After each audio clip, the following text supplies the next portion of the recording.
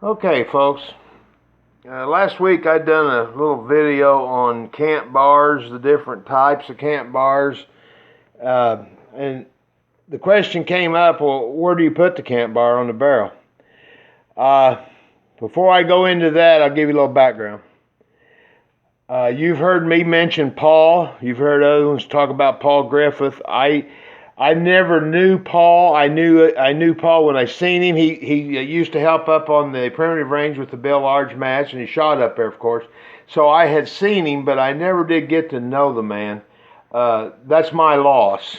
But anyway, one of the things that I did some internet research, and if you will go to the American Long Rifle Forum and just search under the name Paul Griffith, and you can type in chunk gun into the search words, and you'll get everything he ever replied back to or answered questions on the American long rifles.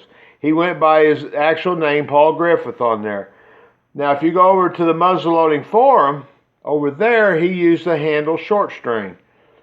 If you knew the way Paul shot, you understand why his nickname was short string. But you can type short string in the search feature there under author, and you'll get everything Paul ever offered up on the muzzleloading forum about chunk guns.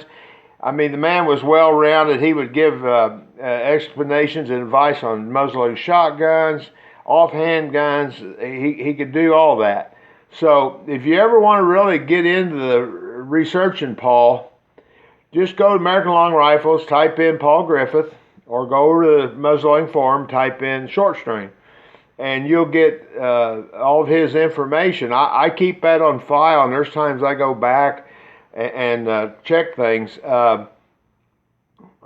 Just the other day we were talking about, I was talking to Neil down to York, and I offered up that Paul was probably the Yoda of chunk gun shooting, and guys like Neil and Gary Tess and Tom Schweigert and Dave Crumey, they're the Jedi warriors. So Paul was the grandfather of all this and was quite the shooter. I know he made a comment in one of his postings on the American Long Rifles that he had won New York 6 times and never got a best X in a relay. And if you've seen his groups on the poster boards or on his backer boards that he's carrying around, it was a tiny hole for 10 inches. So he never won best X, but he always knew that he could dance right around the edge of that thing all day long and win. Now, going back to the cant bars, this is what Paul said about it in one of his postings. You can use it, you can not use it. I don't much really care. I use it, and on all my guns except one, which has an integrated cant bar, and I can't move it.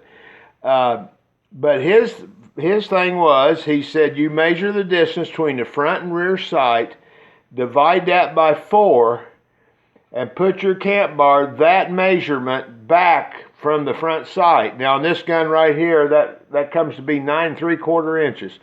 So 9 3/4 inches from the front sight to the center here is 9 3/4 inches. Someone asked Paul on one of those forums, well, how do you know that? And his reply was, just basically what he said was, just do it. It'll be all right. And the man done a lot of research. Neil will back that up. Neil and Paul done a ton of research.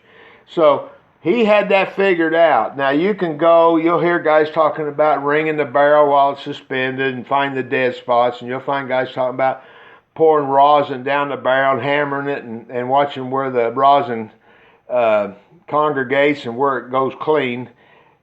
Maybe that works. I don't know. But all I know is Paul said do it this way, and I seem to like it. So if you ever want to kind of know where to put that cant bar, you might go with the guy that won New York 6 times. That'd be a good start, okay? All right, folks, that's it for today. Thanks for stopping by.